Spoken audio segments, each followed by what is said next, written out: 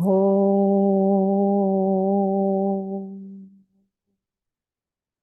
Om Sahana Bhavatu Sahano Punattu Saha Viryam Karavavahe Tejasvinavate Tamastu Ma Vidvishavahe.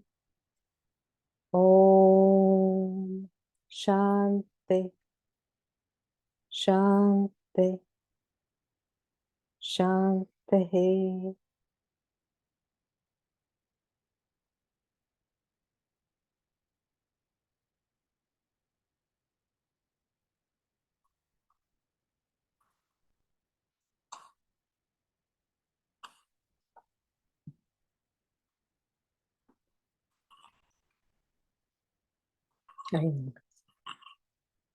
So we're on the final chapter, chapter 18, and we're near now the end of the 18 chapters of the Bhagavad Gita. We're on the topic, Krishna's appeal to Arjuna to reach the eternal abode. So what stops us from reaching the eternal abode is that ego. It stops you doing your obligation, stops us from evolving. But nevertheless, if you do not pursue what your vasanas are, if you are lazy about it, the vasanas themselves will keep niggling you and pushing you to that constraint, as it were. That constraint which is preventing you, the vasanas will constrain you and make you pursue whatever it is you're supposed to do. So even if you have your ego in the way, your vasanas will keep pushing. So it's as well to get on to what your nature is and think about what you've actually got to do to loosen that up almost. So most people don't think about what they've got to do. And the few who think don't necessarily have a guidance of what direction to go in. And few even consult. And if you're not consulting a person or a scripture or somewhere where it's giving you knowledge which you can assess and evaluate properly, then again, we get stuck in the lack of knowledge and the direction that we're to go. So we reinforce that ego and move away from those eternal principles of life. And the whole world moves away from it rather than goes within. So it's important to choose or understand at an early age and whenever it is that you get the opportunity, if you've not come to recognize your swadharmic nature. What is your vocation? What is your nature? Because that swadharmic nature, you're bound by those activities. They won't just disappear. So if you're not pursuing those activities, they will linger within you and helplessly come out in different directions. So you can't be lazy about it. You might as well speed the whole venture up and get down to what you're supposed to be doing. And as we know, we all get sidetracked very easily into doing something else rather than our swadharmic nature and our obligation. So Krishna's here at the end of the 18 chapters appealing to Arjuna to come on, get on to those eternal principles, get on to reaching that eternal abode, which is your essential nature. Remember at the beginning of the Bhagavad Gita, it talks about dharma. The whole Gita is just talking about dharma mama, your essential nature. The end of the Gita It's about mama. Dharma, mama. That's all we're after. What is your essential nature? Which means first get on to refining those vasanas of swadharmic nature so you can actually unravel more quickly and smoothly your essential nature of the self. So we left off on this topic is from 59 to 66, and we left off on, I think, we completed 60. So we're about to do 61. Let's go ahead.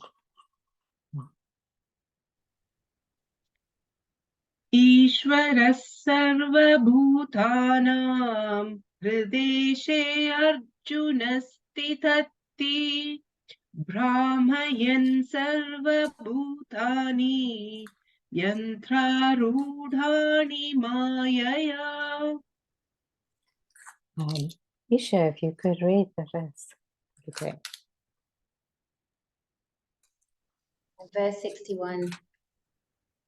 The Lord dwells in the hearts of all beings, O Arjuna, causing by Maya, elusive nature, all beings to revolve as if mounted on a machine.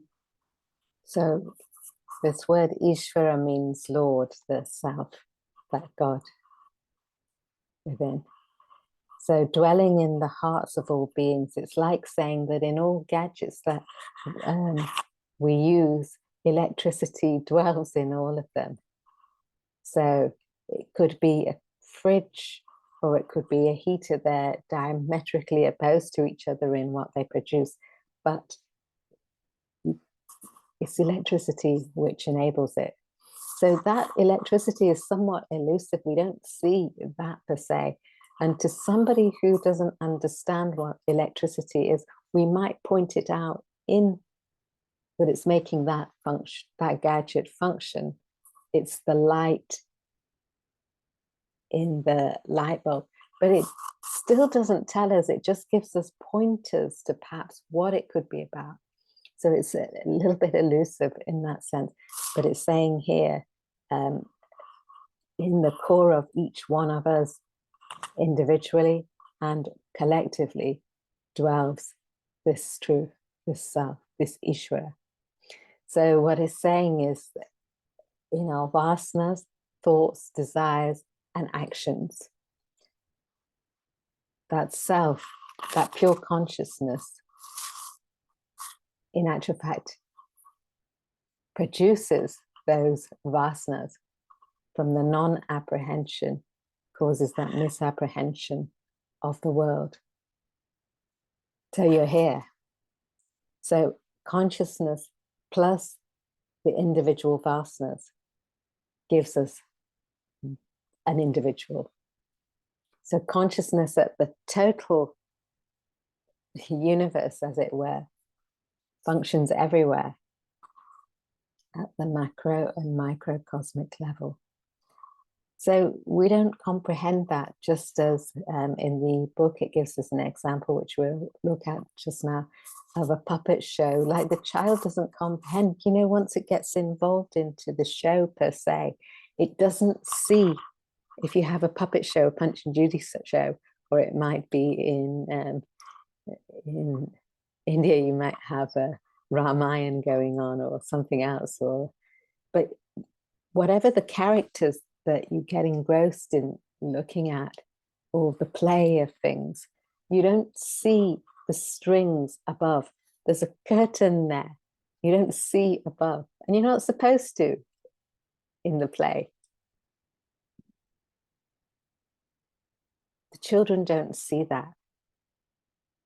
So we don't see the subtlety of the vasanas, in fact, and let alone do we see the person managing those strings, the puppeteer.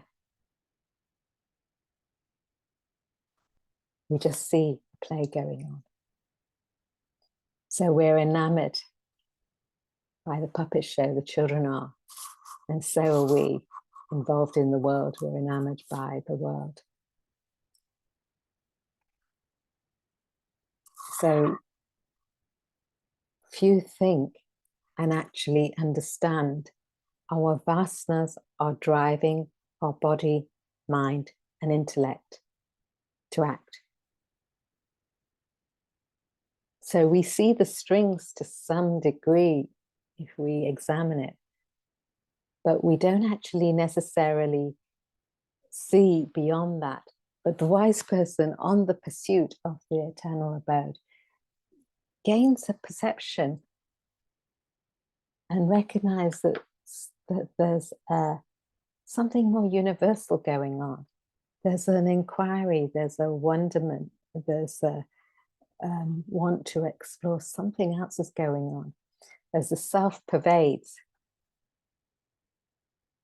there becomes more of a recognition as you focus off the bubble of the world, that elusive nature of the world, because everything changes and is intransient in the world. So something beyond that, one's fixed oneself in. And the wise person recognizes this is like an illusory projection. And more one becomes detached. Detached doesn't mean that you just run away from the world. You know, it's helpful to maneuver yourself out of busy environments, just to quieten your mind to see what's going on in anything. But when you're embarking on a spiritual path, it's helpful to take time, as you would go to school, to actually reflect on the bigger values. Take time regularly to be consistent in your study and reflection so that you can actually perceive things differently. So in that, you give yourself a detachment with that consistent practice. You give yourself an elbow room in objectivity to understand things are transient.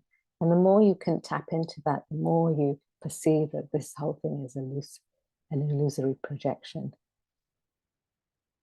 So the word detached at the best of times is not understood. This is where the issue is. It's not that you run away. It's actually you recognize there's something greater than all the goings on in the world.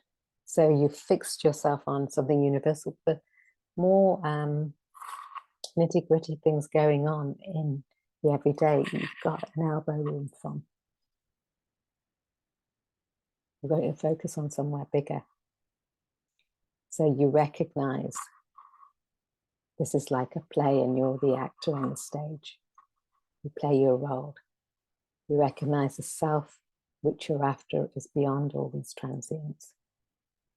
You recognize this electricity in the heater, bulb, light, all the gadgets, the same.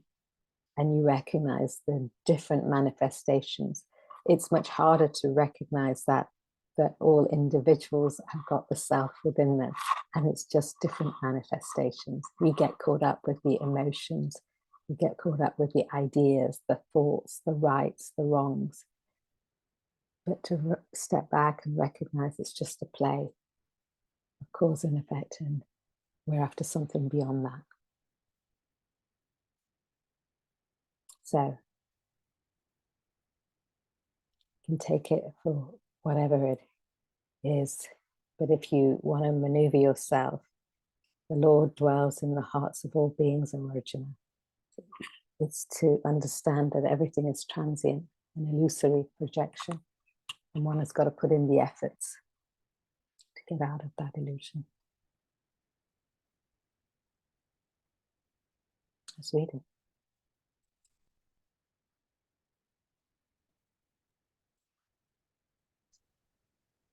The inherent nature, vasana, drives every being to its respective activity. Vasana produces thought, thought produces desire, and desire action. But they are insentient matter, enlivened by the pure consciousness, supreme self. Thus, the self enlivening vasanas creates living beings, just as electricity functioning through bulbs produces light. So the one thing to note here in this paragraph, just electricity is not responsible for the cooler or the heater. They have their own natures. those gadgets have their own natures of what they're supposed to do, but it enables, enlivens it. It enables the heater to produce heat. So it isn't that, but it enables. Similarly, the pure consciousness enables matter to be sentient and function, those vasanas to function, but it isn't the vasanas per se. Let's go. Maya refers to vasanas. Yantra means machine. Refers to the body in which vasanas function. The Supreme Self enlivens vasanas in the body to create actions. Actions in turn produce vasanas. This cycle continues until one realizes the self. A puppet show enthralls an audience, but the puppets have no movement of their own. The unseen strings fastened to the puppets cause them to dance. The strings too have no motion. The puppeteer behind the scene is the prime mover in the entire show. So does the Supreme Self enliven the unseen vasanas, strings, to energize bodies, puppets, in this illusory world show. So if one can actually grasp this example which we've mentioned, makes you think. What do we get involved in? What do we focus on? And do we need to just broaden our horizons of knowledge and step up our focus onto something more universal, eternal? Makes you think it's not it. When we see things which are passing our retina, it's not that, it's transient. Question it. Is it that? No, maybe not that. What is it then? Let's go. The Supreme Self is therefore indicated as the Lord's dwelling in the hearts of all beings. Heart, in the context, means the core of beings.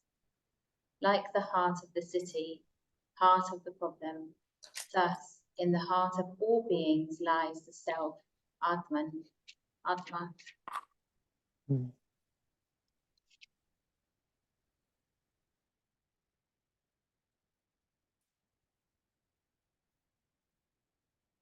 So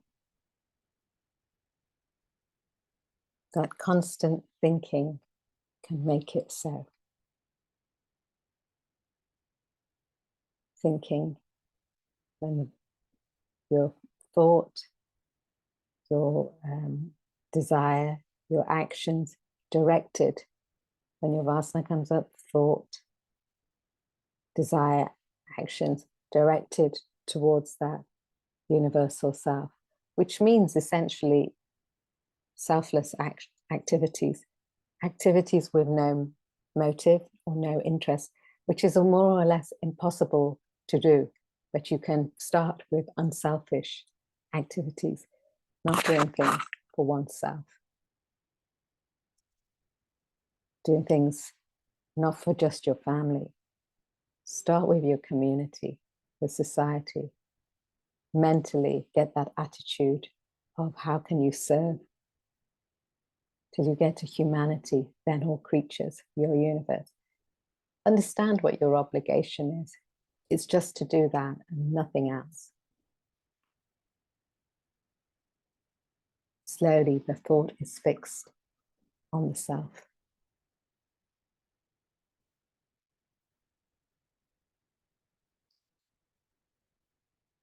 Or you see the self in all beings. And start there.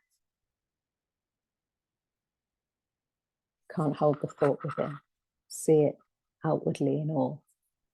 Keep correcting yourself when you make a mistake within your own mind.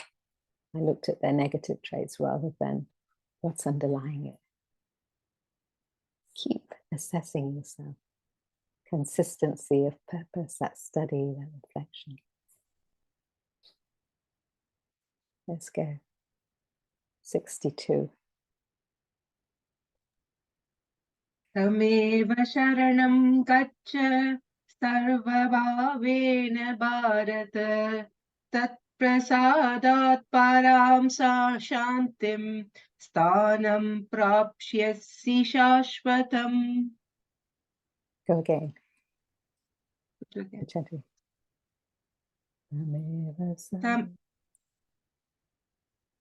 तमेव शरणं गच्छ सर्वभावेन भारत तत्प्रसादात् परां शान्तिं स्थानं प्राप्स्यसि शाश्वतम्.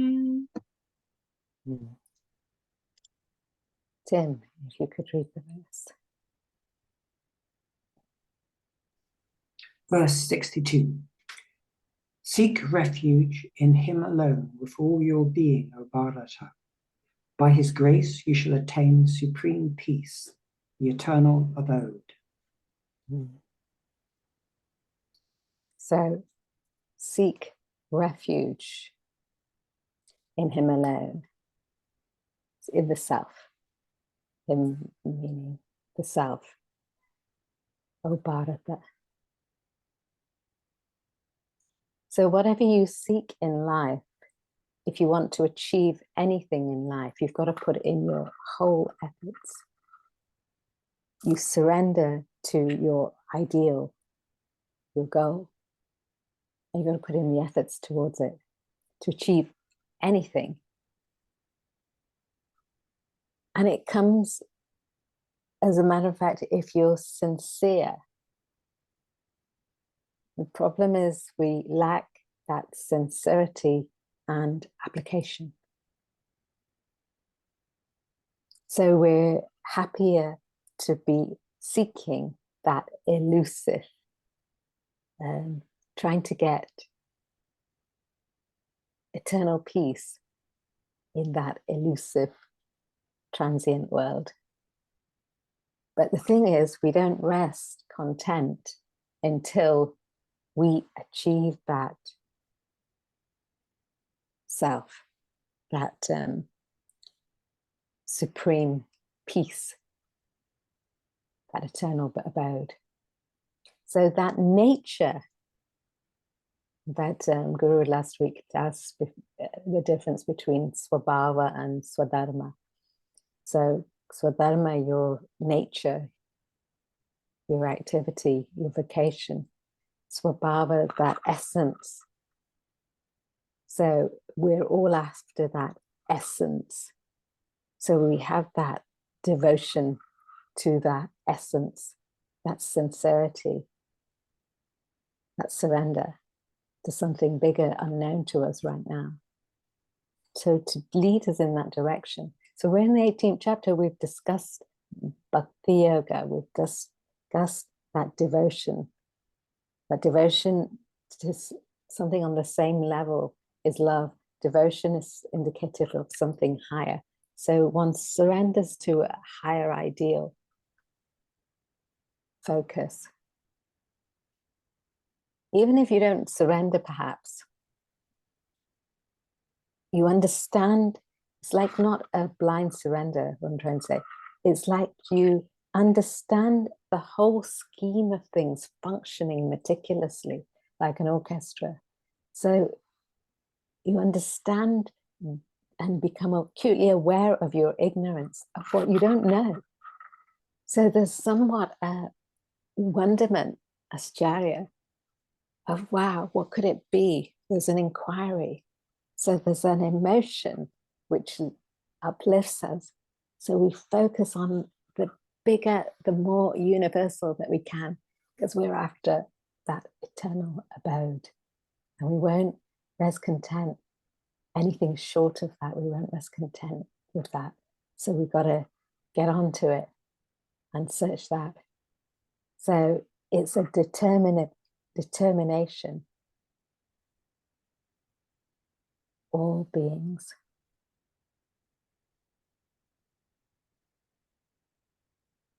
In whatever you do, whatever you think, Wherever you go, there's at the back of your mind a constant awareness of truth.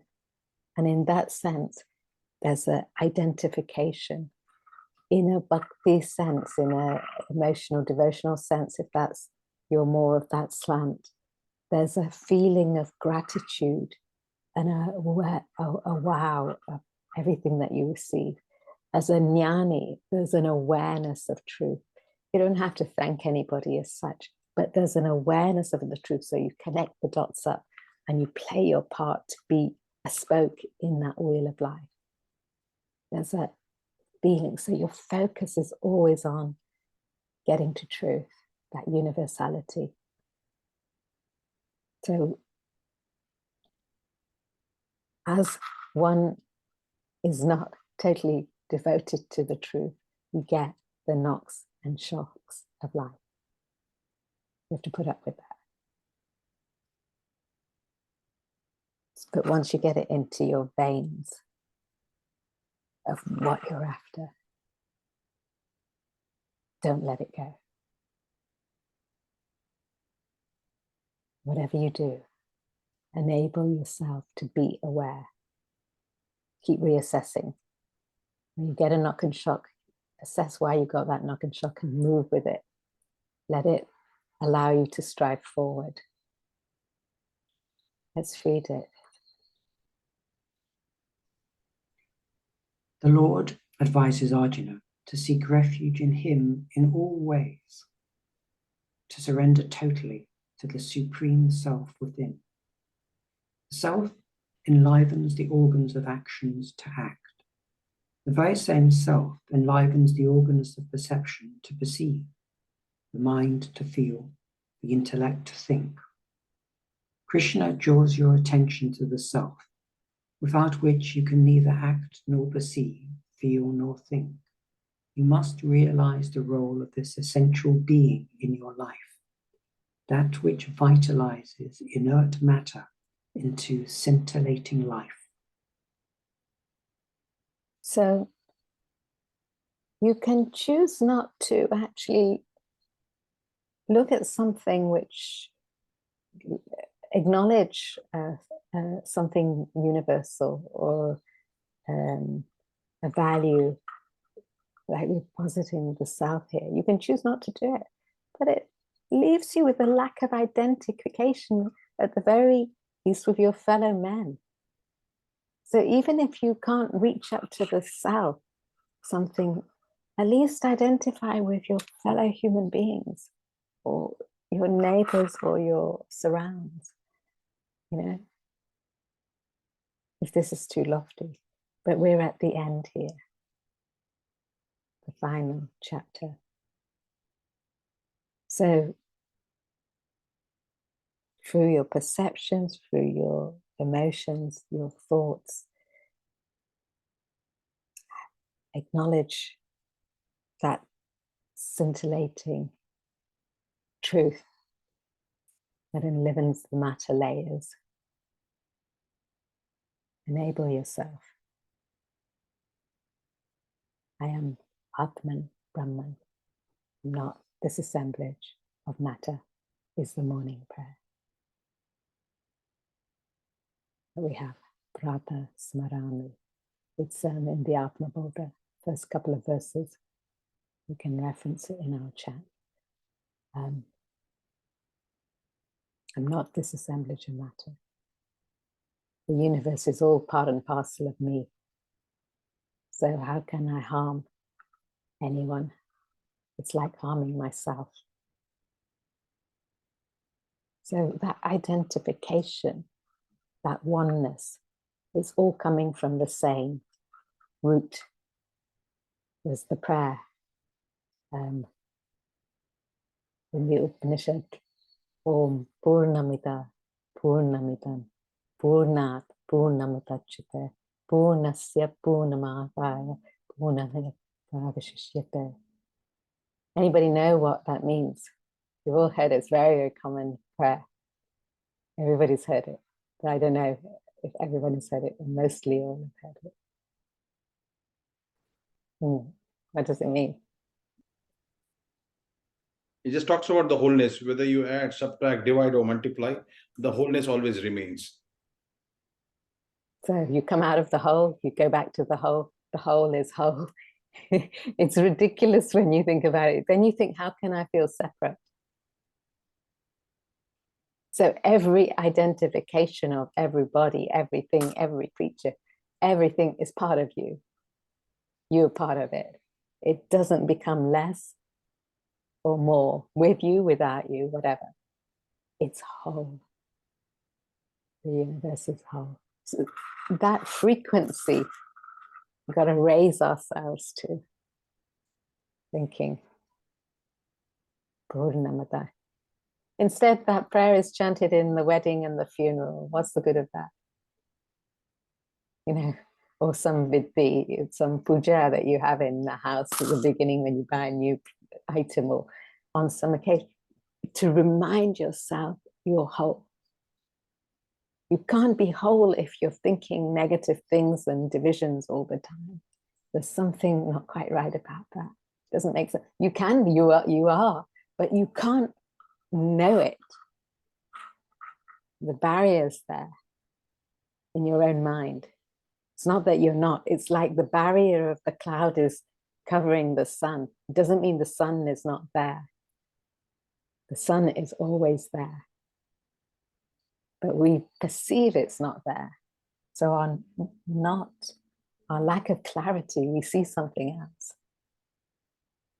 Purnamata, Purnamata, Purnamudachyate. Really, just remember that. We'll put that in the chat. Let's read it. Your intellect must constantly be aware of the self that scintillates the world. Your mind must feel ever grateful to Providence that provides everything. Sarvabhavena means with all being, indicates a confluence of head and heart. Your intellectual awareness and devotional gratitude must thus permeate all facets of your life. Every thought and idea, every breath and feeling, every word and deed must pronounce the divinity of the Supreme Self. Through constant refuge in the Self, you shall reach the eternal abode of peace and bliss. So every perception, every thought, every emotion, gotta keep that percolating through your perceptions, emotions, and thoughts. That self. Got to keep the growth of your intellect, your capacity to think, reason beyond, get the facts beyond your mundane levels. So you've got to grow that subtle intellect, that intellect which probes into something beyond the remits of the world. You might start with gross intellect, but you've got to think about something more universal. Let it percolate and pervade you. Let one have an ideal to strive for. Question it. Cultivate your devotion. Not blindly, but get the facts and figures to be able to channelize your activities, your feelings, your thoughts. It's simple. It's better to share than to keep to yourself. The world's a better place when you share on a very basic level even. People don't comprehend that. They're always so frightened to share anything. Keep it for yourself and perish. It's a sad state. So seek refuge in me meaning the truth, self. You shall attain that peace, eternal abode.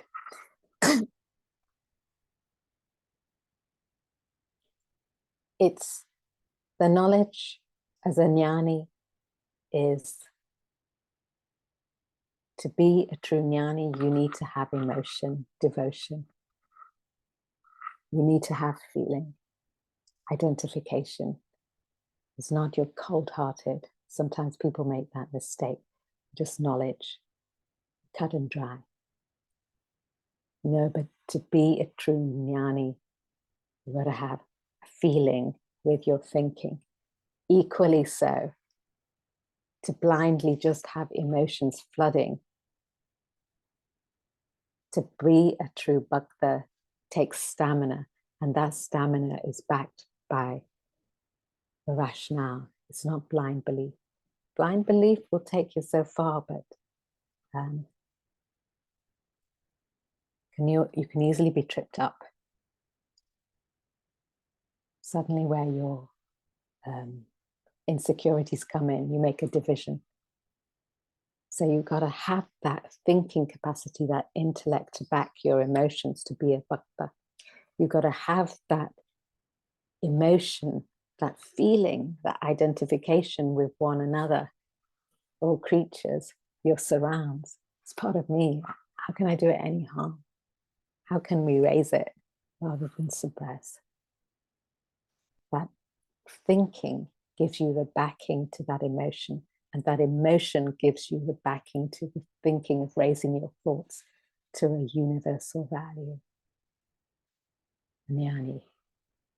So it's an awareness of truth, consistent awareness of truth. So the bhakta has gratitude, feeling of thankfulness, all the things that you don't recognize that are being done for you. Your eyes have operations which you don't understand to now enable you to see. The temperature's kept at a certain level. You don't understand how it's kept that way. Maybe you're a scientist, you might understand some things. Facts and figures that we take for granted. We don't understand how our blood clots. We don't understand how this machine that we're now speaking to people in different countries of the world on this machine. We don't understand all the bits and pieces. And we have a gratitude because somebody designed it so that we could do it.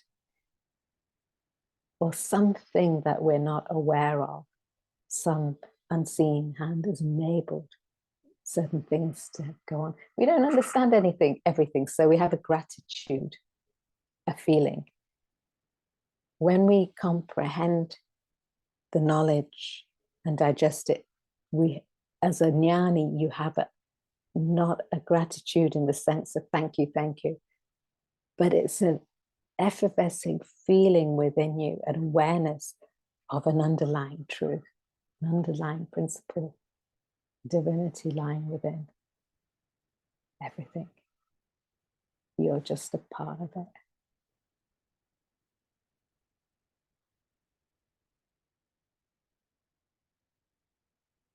You should question it, not just take it blindly. But this is what we've been doing the whole of the Bhagavad Gita.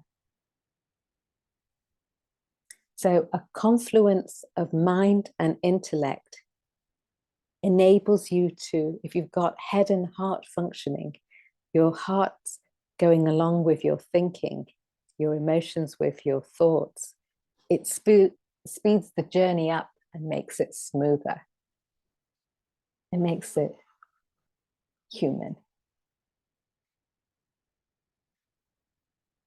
Head and heart. We can learn how to be human, even that will be enough. Never mind what this is talking about, is going beyond it. But if we just learn to be human beings instead of behaving like animals, which animals behave better?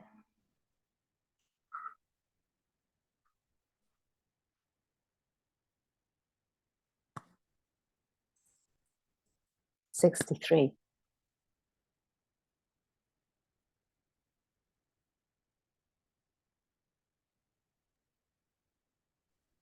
इति ते ज्ञानमाख्यातम् गुह्यात् गुह्यतरं मया विमर्शेतद् अशेषेण यथा इच्छसि तथा कुरु यथा इच्छसि तथा कुरु. Sorry, Sarojit.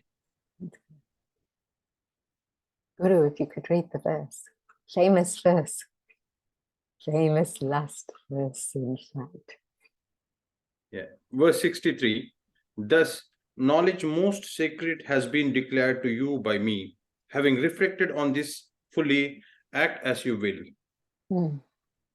So the beauty of the Bhagavad Gita and scriptures of this nature,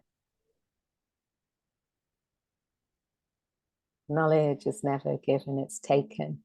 There's no imposition. So reflect on it fully, act as you will. I can't make you do anything. I can't make me do anything. So there's a conclusion here, iti, iti. Thus, the conclusion, there's something's ending. It's a famous quote which closes it all, which started in chapter 2, when Krishna first begins a sermon in chapter 2, verse 11. All the rest, chapter 1 up till there, is prattle of Arjuna saying how depressed he is and what he's got to do, and he's fallen over and he's not able to act. So, and it ends here effectively, though we have a few more verses to go. Chapter 18, verse 62. Most sacredly, the knowledge has been declared to me. So he's telling you what's been taught. So what are we doing? We're doing the Bhagavad Gita, the most sacred of knowledge known. It's not that it's a secret. It's a secret in effect. It says guya, a secret. It's not a secret, really. It's a secret because people don't pursue it. It's subtle knowledge. It's not that, you know, in some places, when you have this type of subtlety of knowledge, people keep it to themselves. Have been known to keep it to themselves. They don't want everybody to know about this type of knowledge.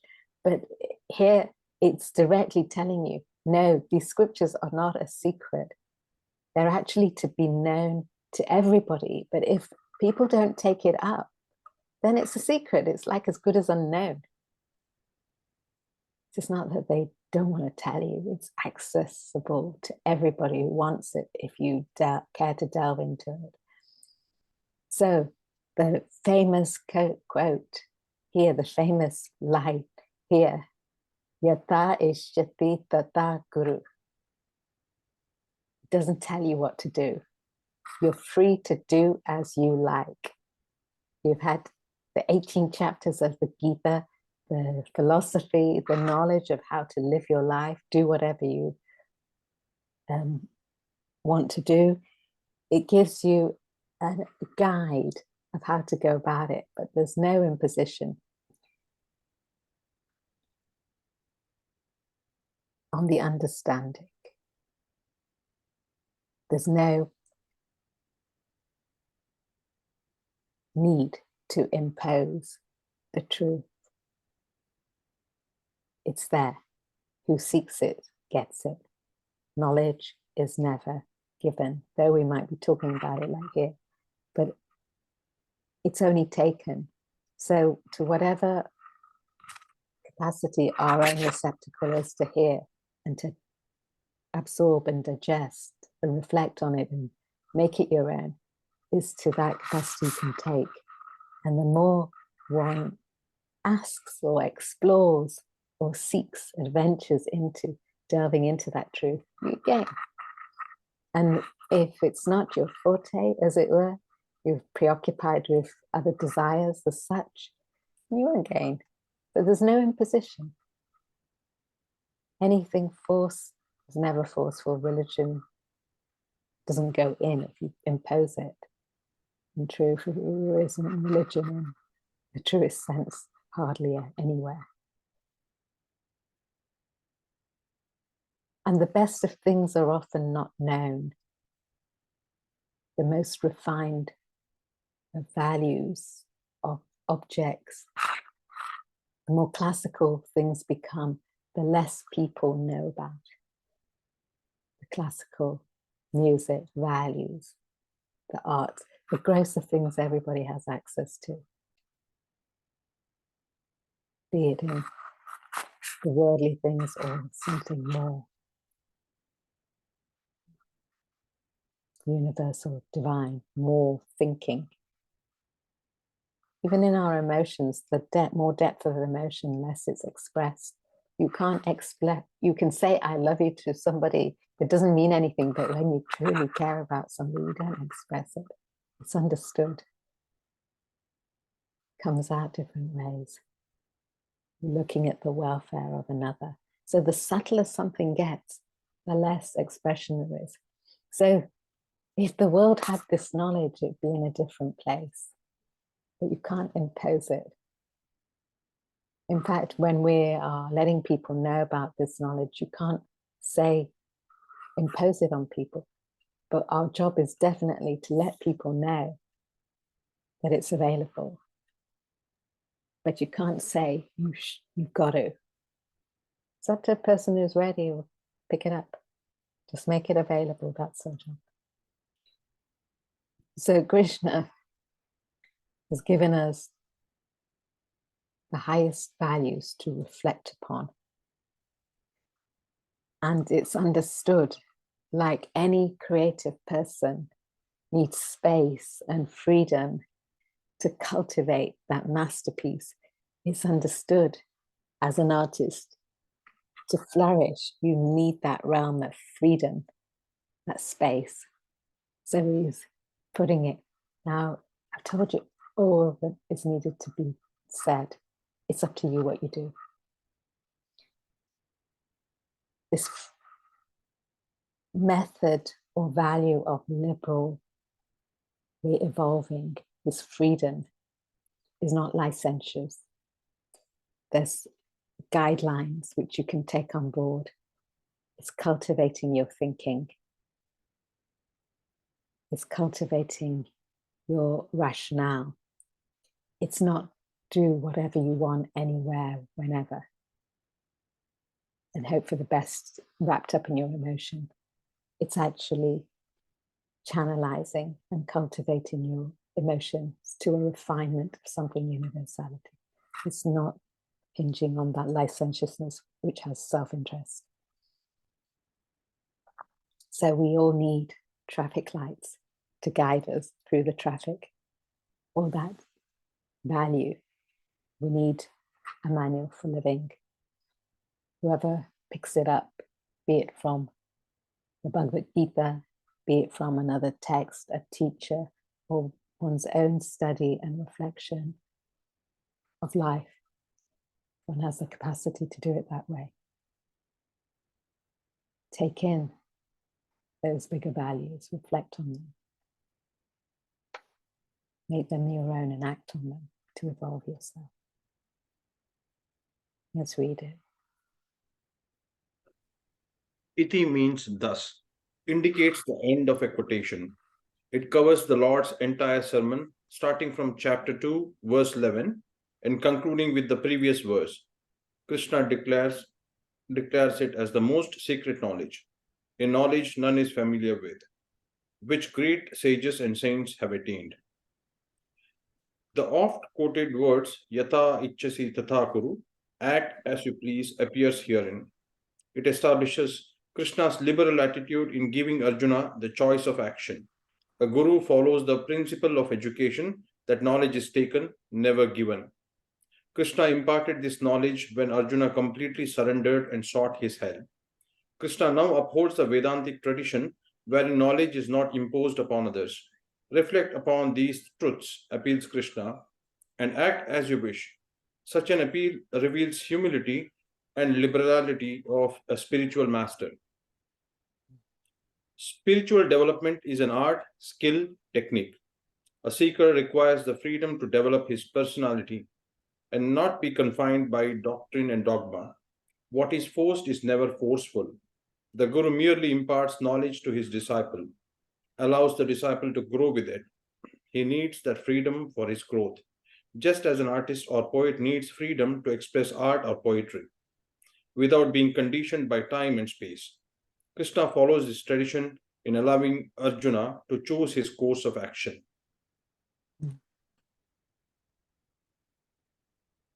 So,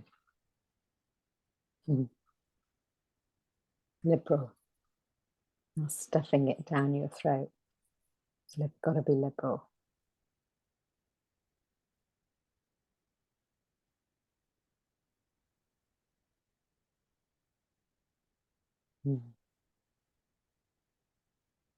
Before we move, is there anybody have any thoughts?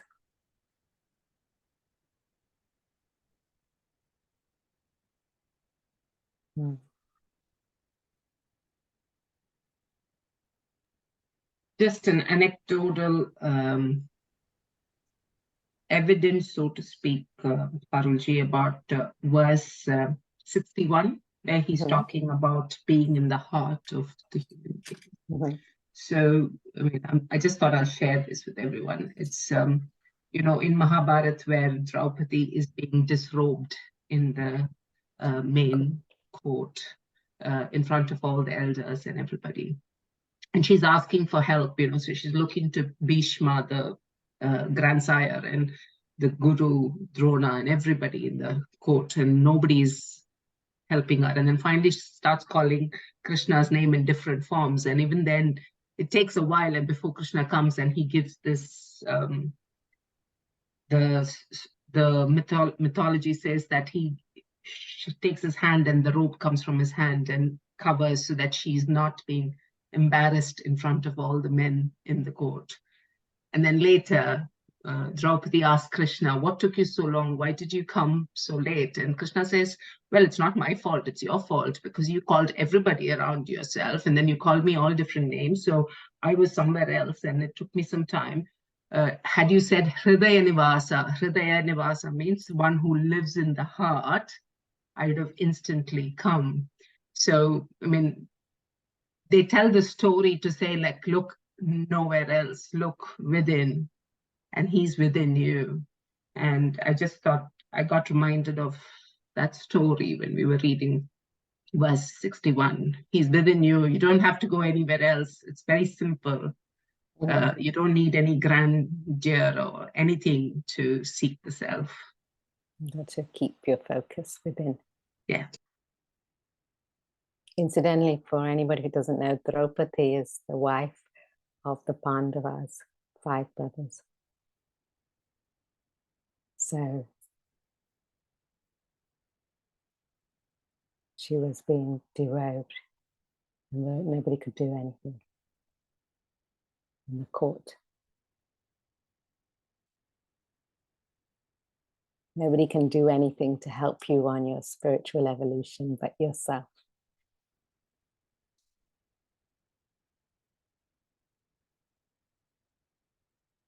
Got to go within with the self. Tim, you had something. Then why do teachers teach? Why do teachers teach? Nothing else to do. You have to overspill, you've got that knowledge, you've got to do something to fulfill your vasanas. That overspill. You offer, there's a connection with your world. You offer that knowledge. Why do you share anything? So in the sense, you can offer everything. It doesn't mean to say anybody will take it. So there's an understanding. Knowledge is never given. You may be offering. Who takes it is not your really, in a sense, your business. But you offer. Whoever is to take it, takes it. You can, the whole of the Bhagavad Gita is full of methods of how to attract people to actually pitch up on their higher value. But the reality is you don't have the expectation that they will do that. It's up to them. They do in their own evolution. You're doing your evolution. Why does a painter paint?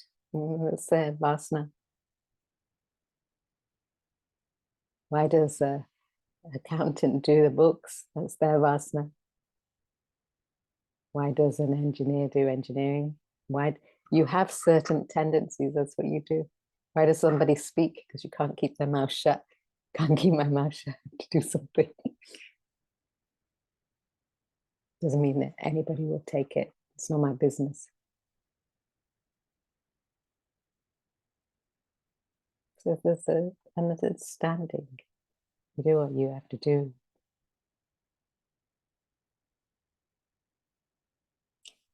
Traditionally, it said that there comes a guru every so often, a self-realized person every so often, when the society is at a low ebb, comes to raise society. So it comes to remind, you remind it of higher values to raise yourself, but it doesn't do it for society. It just comes to remind the society of an avenue of where you can raise yourself by yourself. That's all.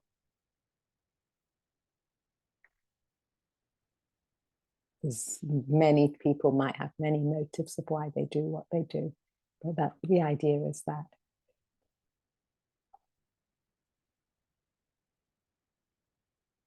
It refines you doing whatever your Swadharma is.